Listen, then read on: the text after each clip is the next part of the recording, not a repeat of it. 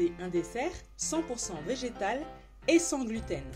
Pour ceci, nous allons procéder par étapes. Étape numéro 1, réalisation d'une pâte à crumble.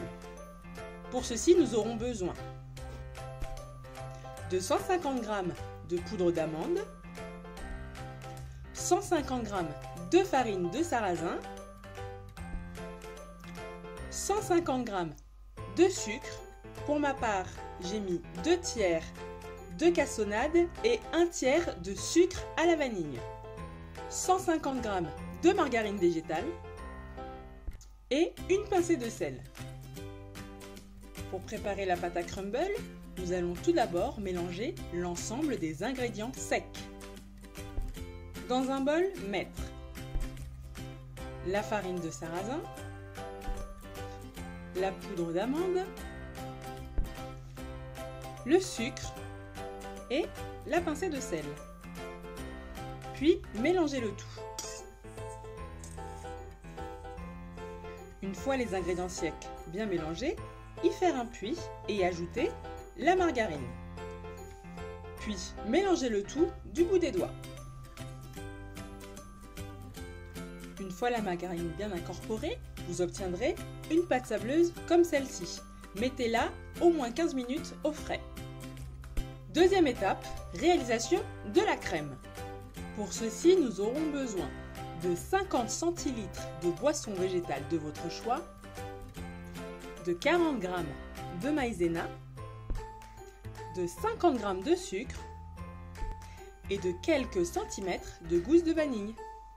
Mettre dans une casserole 40 centilitres de lait végétal et la gousse de vanille fondue en deux. Dans les 10 centilitres de boisson végétale restants, dissoudre la maïzena au fur et à mesure.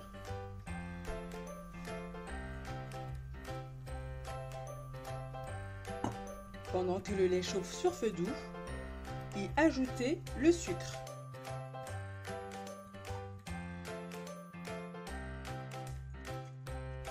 Une fois que le lait est chaud, hors feu, ajoutez-y le mélange lait maïzena. Puis remettre le tout sur le feu, remuer en 8 jusqu'à ébullition du mélange et épaississement de la crème. Une fois la crème obtenue, la laisser refroidir. Revenons à la pâte à crumble. Sur une plaque de cuisson recouverte de papier cuisson, étalez la pâte à crumble. Puis enfournez le tout à 180 degrés. Troisième étape, réalisation d'une gelée de fruits. Pour ma part, j'utiliserai de la rhubarbe surgelée, décongelée la veille, que j'avais congelée fraîche. Pour extraire le jus de cette rhubarbe, utilisez une centrifugeuse ou un extracteur. Afin de ne pas bloquer votre appareil, comme la rhubarbe est très filandreuse, veillez à régulièrement en retirer les filaments. Sucrez le jus obtenu à 8-10%.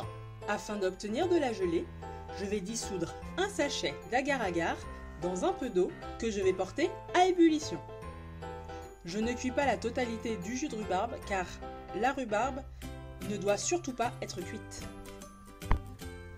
Une fois l'agar-agar cuit, ajoutez-le à votre jus et mélangez le tout convenablement afin d'obtenir un mélange homogène car très rapidement l'agar-agar se transforme en gelée. Quatrième étape, l'assemblage. Pour ceci, il nous faudra des ramequins, notre crème refroidie qu'il ne faut surtout pas hésiter à remuer régulièrement afin qu'elle ne durcisse pas,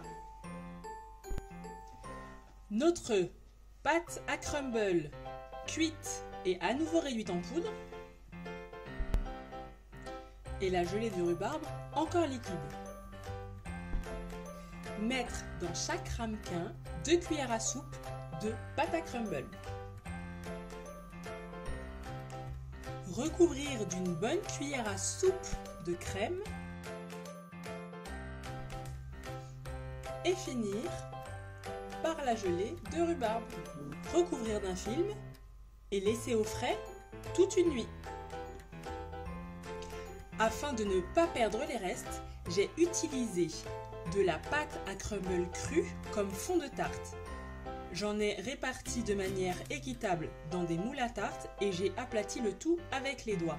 Je vais enfourner le tout à mi-hauteur dans un four à environ 180 degrés.